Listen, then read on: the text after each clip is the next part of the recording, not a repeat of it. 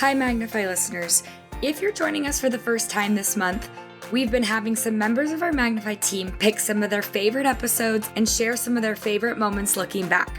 And this week, we're going to hear from Stephanie Bryson. Her pick was Lisa Valentine Clark's first episode, How to Mourn with Those That Mourn. And Steph brings us a new perspective to this episode for what it means to her to truly mourn with those that mourn. Steph got really vulnerable and opened up about the recent loss of her husband. So Steph, tell us first off who you are on the Magnify team. Well, I'm new to the Magnify team, happily so, and I am the content and portfolios manager for the digital content here at Deseret Book. So that's LDS Living Brand and Magnify, and it's just been a joyful journey. Okay, so Steph, as you know, we've been doing staff picks this month, and we came to you because you picked a favorite from our past episodes. It's a favorite of mine. I want you to tell us a little bit more about what episode you picked and why. So I found the Lisa Valentine Clark episode called Mourning with Those Who Mourn. And I found it a couple of months after it originally aired. And what had happened to me, I think I picked it from the list because I also had just barely lost my husband. My husband, Jim, passed away unexpectedly from a pulmonary embolism in December 2022. And I listened to Lisa's episode in the winter, January or February, and her message was just like a warm blanket to me. It was validating, it was direct, it was hopeful and gospel-oriented, and it was just what I was reaching for in those times. And also, I was on the edge of having just experienced all these beautiful bits of service from other people and feeling so grateful for them and for anybody who reached out. So I liked her lessons from having been served and loved in just the right way, and I could really resonate with all of that.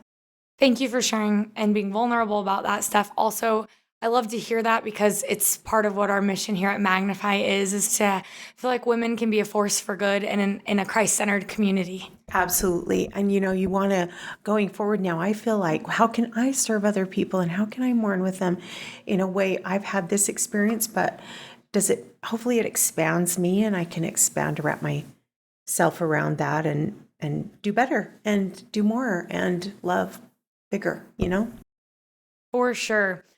Well, so what we've kind of been doing in these episodes is pulling some of our favorite parts and giving our audience who may have been a listener already and forgotten some of these parts, or new listeners, a chance to hear some of those favorite parts once again. So tell me about this first excerpt. Give us a little context for which part you pulled first from Lisa's show, and then the audience will have a chance to listen to it as well. Well, Lisa made this great point about how she let people around her serve her with the weirdness that they brought to life. She called it weird, but it was just kind of like those unique things about only you can serve in that way. And the very first story she told was about her sister. So I thought we should listen to that. And the meaningful ways that people showed up for me changed my life, right? Like forever have been the most important moments of my life. So, we could talk for hours and hours about the kindness of friends and family who showed up and mourned in the right way. And I will just, highlight a couple of them. My sister Gina is the best example of this because she would just show up and be there and be like sort of another set of eyes. Because when you're going through trauma, when you're going through mourning, you don't even know what you need. So that whole thing of like, let me know if there's anything that I can do for you, although it might be really sincere, and I've said it before, is not helpful when someone is in the worst part of their life because their brain isn't really working. So Gina was really great because she would just show up and do some dishes or make a meal or bring over Taco Bell or clean a bathroom or put her arm around one of my kids and have an important conversation. She didn't wait. She just was did. She just did. And she would say to me, this is awful and I don't know what to do. But while she didn't know what to do, quote unquote, she was just seeing a need and just taking care of business, like moms do. And I think this is women are so great at doing it because they're so good at seeing the need and then just doing it. You should use the things that you're the best at to help serve other people and mourn. Sometimes we think, oh, there's just a list of things like just bring over a meal or watch some kids or clean the kitchen. Like we go through these, like that's what you do. But we got to get rid of that because there's so many ways that we are so weird and odd that we can serve each other. Well, I love that. She just said the weird, odd ways. We are all so different and weird. I like that that's her adjective. It's kind of funny. Also, the thing that stood out to me is in that line is use the things that you're best at to help serve people and mourn. I think when we harp on that scripture to mourn with those that mourn and comfort those that stand in need of comfort, maybe we focus on comfort a lot, which is great. When people are in mourning, there's nothing better than like a warm blanket, like you said, someone who will stand there and comfort you.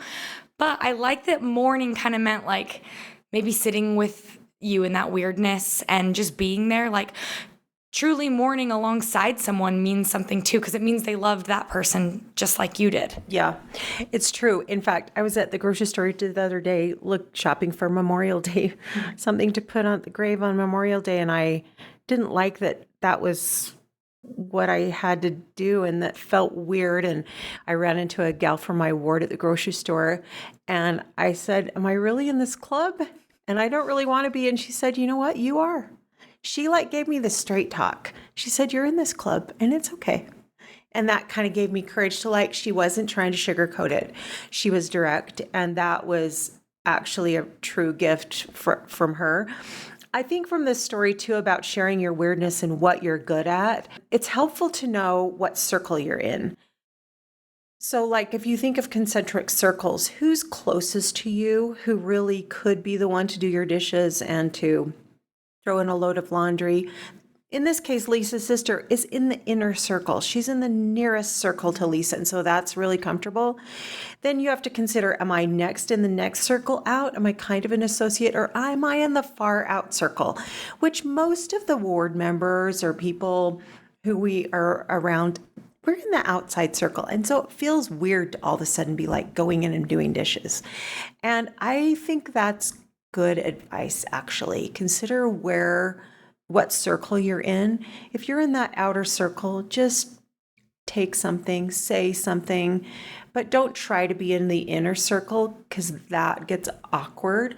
I had one experience with that and it was fine, but it made me think of the concentric circles. For me going forward, I'll just remember what circle I'm in. Well, okay, so Steph, get us into this next soundbite you chose because you just mentioned your friend. She said, yeah, you are in the club. She shot it to you straight. So this is kind of something similar you noticed from Lisa's episode. Absolutely. And yeah, the straight talk. And I'm telling you, the women have a way of serving, and it's lovey and casseroles and warmth and talking. But the men have surprised me with how valuable they are. And, Lisa and I both lost our man, and we need that. And she told a story about her brother that I think illustrated this. So my brother, 2 days after Chris passed away, I had an absolute panic attack, just questioning like you do in trauma and in mourning. We don't talk about it a lot, but with anxiety of what happened in my brain, trying to catch up with this deep loss and understanding why didn't I just make him get a trach, even though he didn't want one? And we had conversations about it for 4 years. Then he would still be here. And what did I do? And just second guessing everything. And everybody does that in mourning. It's horrible.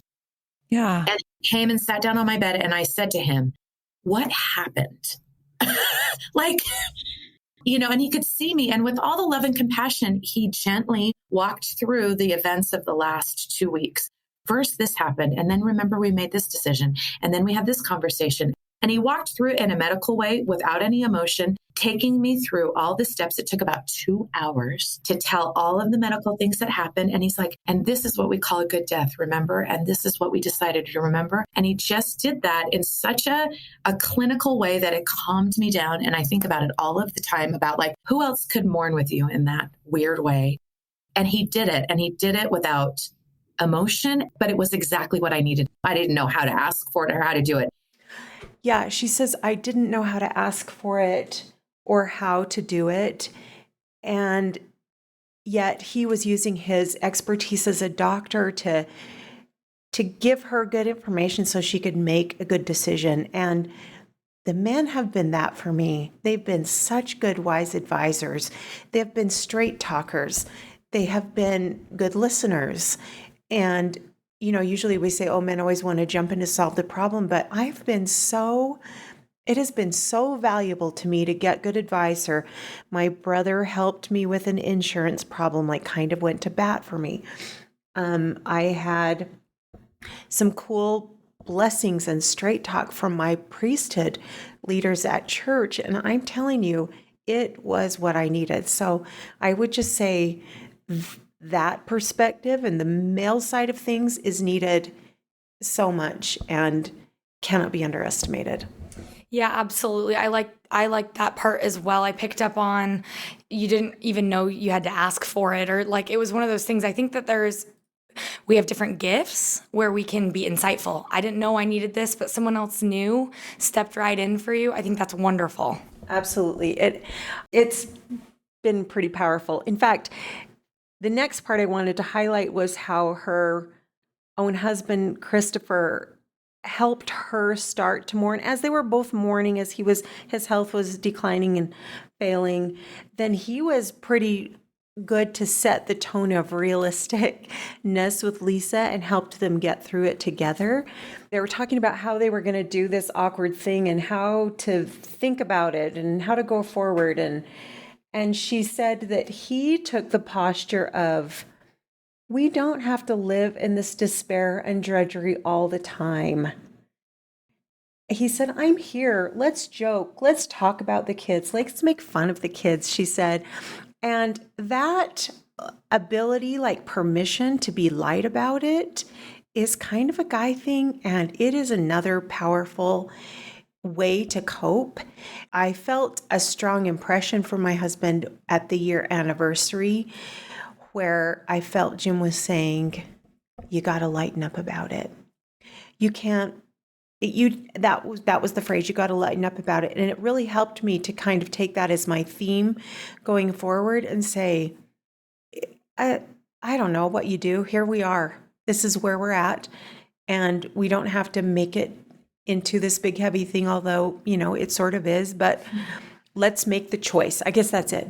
Let's make the choice to move on. Steph, that's a special experience. So let's talk about how we can maybe lighten those moments a bit. I think you've picked this next part, and I think it's about how Catherine asked Lisa the question, how she's grown closer to the Savior. So Lisa makes the point about how she appreciates her covenants so much, and that really resonated with me. Let's listen to what Lisa said, and then I have something to add.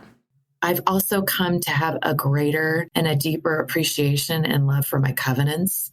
Like I've made some really pretty serious covenants in the temple, and I've always been grateful for them, but I've felt the power of them in a way that I didn't fully feel before Chris passed away. Really? The strength and power of the covenants. Yeah, that's actually, for me, undeniable. And I didn't anticipate that. I was looking for freedom from the pain, and I wasn't expecting such a dramatic shift in how I saw my covenants. Wow. There you go. Yeah. And I'm really grateful for that because I've needed it. And I didn't know I needed it. So I guess, that was one thing that I just thought, not only has the Lord never left me alone and I felt an increased strength to do impossible things, but He has been laying a foundation for me and for my life to have a certain power and perspective and, purpose that I didn't realize, but He never stopped. I thought, oh, my life has gone horribly off of the rails, right? Off of track. My real life is in another metaverse, and I'm not living my real life now. That's what my grief brain tells me. If Chris were alive, if he never got sick, how would I be living? And I can really hurt my feelings a lot going down that line. None of us gets that. I wasn't promised any of that. But if I really am staying true to the promises of, oh no, the Lord is carrying you through this for a wise and glorious purpose, and then you start to see a little bit of evidence of it, and certainly not the whole thing, it's shown me the power of those covenants and of a covenanted life in a way that I didn't anticipate. Steph, do you feel similarly to Lisa in this way about your own covenants? Yes, it's been surprising to me how much those promises matter in this moment. They matter, and I'm so glad I made them. Like, in particular, I've been so grateful that we made the decision to get married, that we made the decision to have a family. Because I think now more than ever, all of those things are deliberate decisions. And maybe when we got married, it felt like just the thing to do. And so we did it in 1986. But I honestly am so grateful that we decided to get together. It wasn't a smooth road, but we showed up at the temple and we made a promise and we decided to have children, and we ended up with 2 sets of twins, and it was not easy. That's a part of my refiner's fire in life.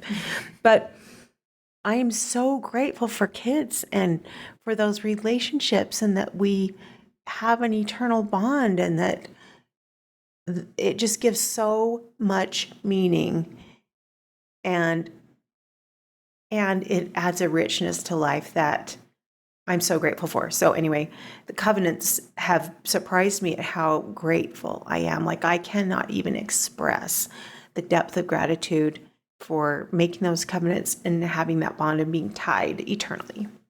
Thanks, Steph. That's wonderful.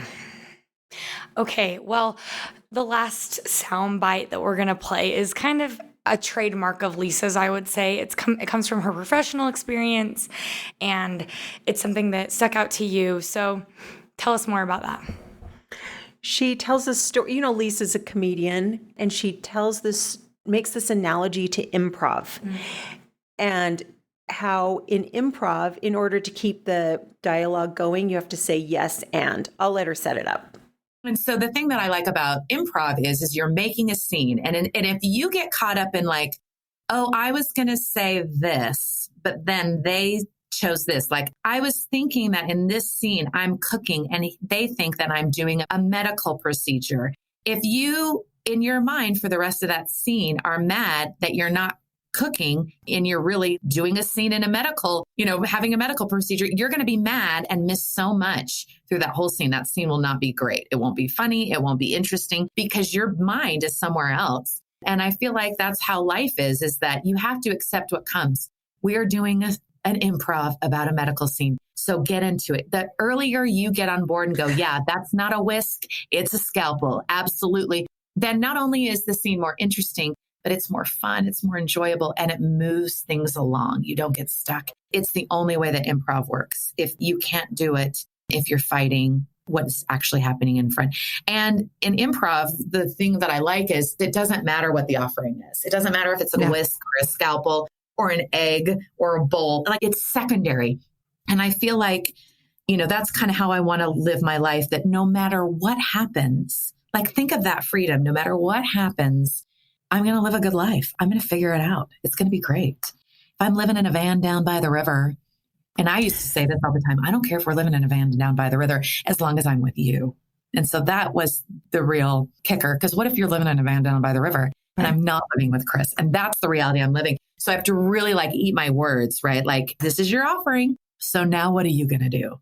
And the way we show up in the world, just like improv and doing a scene, is a gift to other people. It's a performance that will go out and never exist again, right? And that's why I love improv, because it's not like a script that you can go over and over again and edit and stuff. It just happens like a performance, and then it exists and then it vanishes. It's just this experience that you're sharing with an audience this one time that you can let go of. And I really feel like that's how our lives are, right?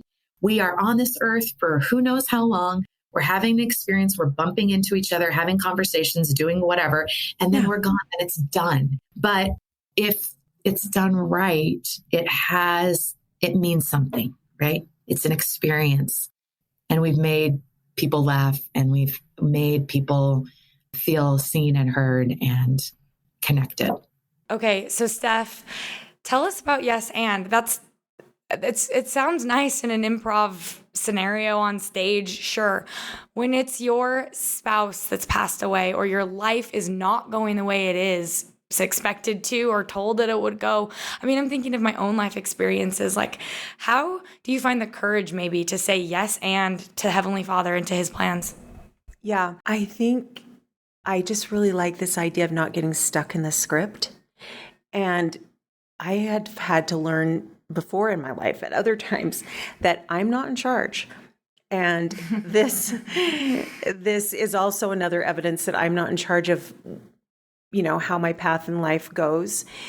But this idea of yes and gives me hope. It kind of speaks to lighten up about it. It kind of speaks to, okay, if that's what's going to happen, then we'll go forward and see what's down this new road. And it feels hopeful to me. It puts me back in the driver's seat of what can happen and that I'm in charge of my own happiness. And there's more to come. And probably it's a grand adventure if I'll just stick on the path and keep perspective, keep my eyes aimed up. And I think we can all benefit from this idea of, because life isn't going to roll out how we want, no matter what our life circumstance is, no matter what happens, it's not. So this idea of being light on your feet, reacting in the moment, kind of like life is an improv, and not getting stuck in the script, I think it's a super valuable, hopeful way to live that honors our agency and gives us purpose, honestly. I agree. I mean, I even think of mercy, like yes, and it's not, right? Like, I think sometimes we think I did this, but I'm a bad person, or what the but, right? That makes you feel like, oh, I did something wrong. This is yes, and yes, you made the mistake and you can fix it. Yes, your life didn't go the way you wanted to, and it still is going to be happy. I don't know. Maybe that's just something I thought of. Absolutely. Exactly. This isn't the end of the story. There's so much more to unfold. Might as well stick on for the ride. Thanks so much, Steph. This was wonderful. Thank you for sharing your favorite parts of this episode. Thanks for giving me the chance.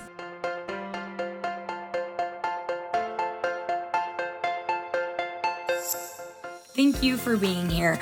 We've had so much fun on the Magnify podcast this month as we've been doing some of our Magnify team members' favorite episodes, and the conversation continues over on Instagram. So head over to @Magnify Community on Instagram, and don't forget to subscribe to our newsletter if you're not already.